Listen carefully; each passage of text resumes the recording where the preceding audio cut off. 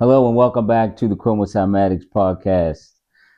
Today is Saturday, September 13th. I want to thank everybody for checking out all the previous episodes, whether it was on YouTube or Facebook. We actually are opening up a TikTok channel. We're going to have these on TikTok as well. Someone suggested that, so we'll start posting these on TikTok as well. Today, the topic it actually came about. I was looking at the episode where I was talking about myself and my background, and something kind of stuck out to me, and that was the topic of um, wellness in underserved communities. Because in that episode, I was talking about where I was from in Baltimore. I was talking about the neighborhoods where they filmed The Wire, and I grew up in almost all of those neighborhoods. I grew up all around West Baltimore, different neighborhoods in West Baltimore. Everything looked familiar to me and brought back memories. Just looking at a couple of clips of that show, but it reminded me of something. It made me think about something, and that's wellness in underserved communities. I thought about some of the guys that I knew who used to be in those corners, and some of them I grew up with since we were kids. Some of them were family, and some of them I actually knew had depression issues, and that's something people don't think about, and people they kind of bypass that. They think these guys out here on the corner just because they want to be out there making money. They don't care about their neighborhood and their community and how they're poisoning their communities. But sometimes it's even deeper than that. I've personally known guys who were depressed. They didn't want to be here. They were suicidal, and the easiest way to get taken out was to be out there on the corner and out there in the street. They were literally out there because it was an easy way out. They didn't want to be here. And it made me think, if they had access to things like a wellness center or like what I do, if that was around back then, I wonder how many lives that would have saved on both ends, where you wouldn't have this depressed person out here selling drugs. That's one less person selling drugs, and possibly one less person consuming drugs. Um, I couldn't get that off my mind, and and how that relates to what I do and where I want to take what I do. I would love to have centers in the city in underserved communities to help with mental health issues that are prevalent in that community. They haven't gone away, you know. And that's just something I just wanted to get on here and talk about. None of this stuff is scripted. I just sit here and I just talk straight from my heart, just like I do if someone's sitting in here with me in the office. It's no different. And this is something that's just been weighing on my mind like all week. I was like, I got to say something about this. I've had some clients come in almost accidentally, um, where they normally wouldn't come out to Bel Air or Harford County, where my office is. They wouldn't even show up in this area, and they were guys from the inner city of Baltimore, but they just so happened to come out here. People suggested they come, and they came and they saw me, and they really opened up in a way that I didn't expect them to, and they realized that this is something they need. And one thing I do every December as I give out gift certificates to some of you who watch and you have gotten some from me. Every December, I give out probably like 10 or 12 free gift certificates to folks I know who need my services and can't necessarily afford to keep coming back. So I tend to give them a gift certificate. And some of them that they come once a year based on that gift certificate. They can't afford to come anytime in between. And that's fine as long as they use it and I can get them in here. So probably I think tomorrow I'll probably end up sending out my first wave of gift certificates. And this is something I do every December. It's like my Christmas gift to people I know who are in need, and they can use my services, and I know they appreciate it when they actually come. It really helps them. Um, you know, just an example of this. I had a client one time, this young man. He came in and I scanned him on the biowell, and I noticed that looking at his lungs on the biowell, it was showing indicators of some sort of grief, and grief of a male, because it was on the right side of the lung. And that's not always the case, but it always prompts me to at least ask that question, you know. And I said, are you grieving a male? And he said, he just held his head down. It's like he didn't want to tell me. I said, you could tell me. And he said he's grieving a lot of males. He was in a gang when he was young. I think he was in his early 30s, and he lost a lot of people. Um, and he said he has survivor's remorse, because I think he was very intuitive. So he would warn a lot of people not to do this, not to do that, not to go there, and they would do it, and they're not here anymore. So he had survivor's remorse for being able to survive. And again, he's in his early 30s. You know, that means these people died younger than that, in their 20s, late teens.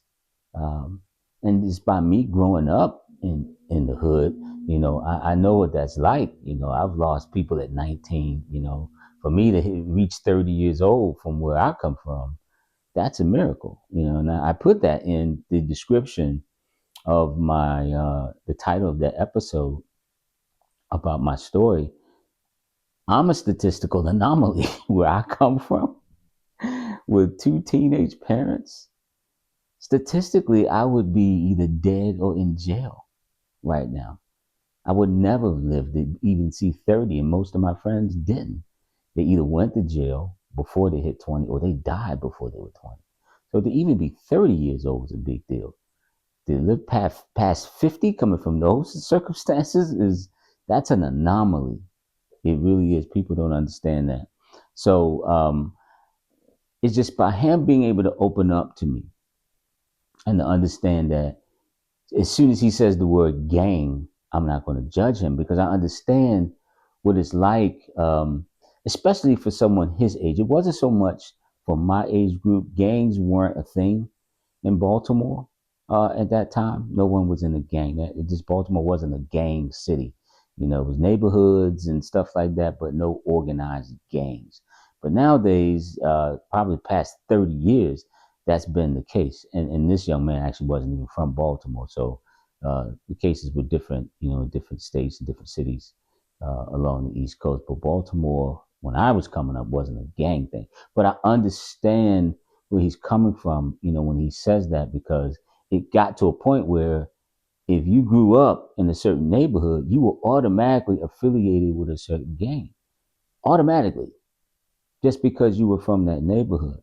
And so when he says that, I don't judge him. I understand why that's the case, you know. So he felt comfortably telling me that, and we can move past that and get to his trauma and what his trauma was about, and the fact that he even knew that it was survivor's remorse. He knew what was going on. And the interesting thing about that is he was honest with me. And then we talked about what we were going to do in the harmonic egg.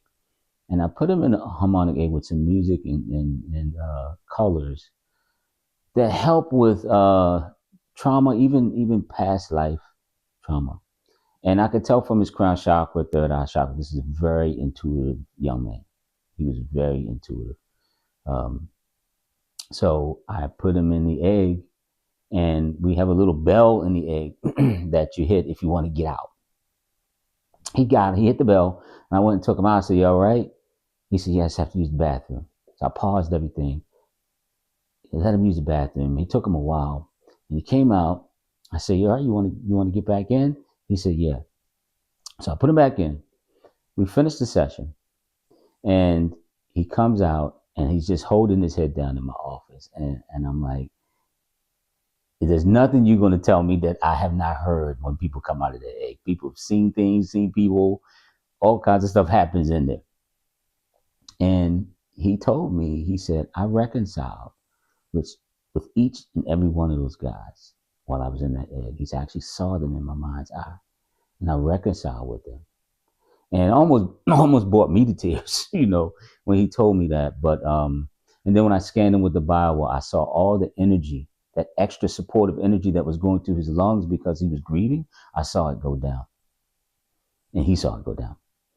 Um, so the body was able to pull back from sending healing energy to the lungs because it got support from the egg, and he actually did the work in there. He reconciled with these guys inside the egg. He couldn't believe it. He didn't want to say anything because he probably thought I would think he was crazy. But like I said, there's nothing he could tell me that I haven't heard, or anything, something even stranger than that he would have told me about his experience in there.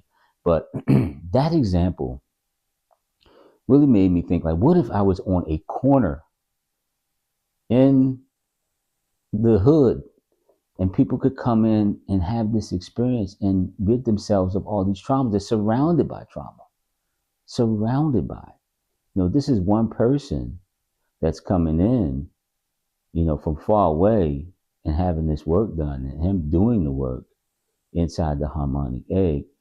But he gets to go back in his community healed. He's young. He's now is a healed father to be, a healed husband to be, that can step back in the community healed. And that just meant the world to me. It really did. And it's something I want to continue to do more of. I think there's a huge underserved group of all colors. I don't even think color, it's underserved groups. And that can be of all colors, especially in a city like Baltimore. You have black ghettos and white ghettos in Baltimore. It's always been that way. So it's not about color and race. It's about economics, really, and people who are underserved, and resources they have access to. And I just wanted to speak on that. I think it's something I want to do. If anybody else out there is thinking about doing it, do it. Do it. Let this be some inspiration for you, to get out there and help in terms of mental health and wellness and underserved communities. And I've been thinking of a way for me to do it and to make it more affordable for them, or even get some kind of grant or something like that to subsidize the cost, because I don't want money to get in the way. I shouldn't. They still need help. People need help. Money shouldn't get in the way. And I think I'm creative enough. I think other folks are creative enough to figure out ways to make that happen. So that's just something I wanted to say. It's been on my mind. I don't know if it was the holidays or the giveaways that I give away. Some of the giveaways that I do give away go to those folks who come from underserved communities where they just can't afford this. So I just wanted to say that this is a short one. I'll do one more before the end of the year. I'll probably skip an episode during the Christmas time, but I will do one more before the end of the year. And also, we do have some guests coming. I'm just working out the technical issues with that, how to get them on. Some of them can travel here, some can't. So, trying to figure out technical ways for us to kind of do something on StreamYard or something like that, where we can actually record in the same session, or even have them come here live and do the session live with me. And then we also have scheduling. Some of these people are very busy, so it's hard to kind of nail them down. But I'm diligent with that, so we will have some guests on here, some great topics to talk about with them. I want to wish everybody a happy holidays. Don't forget to like, subscribe, comment. You can ask questions. I'll answer questions. We're also on Facebook as well. Like I said, coming soon, we'll be on TikTok. All right. Don't let anybody dim your light. Shine your light bright. It's needed. You're unstoppable. No one can stop you but you. Love yourself.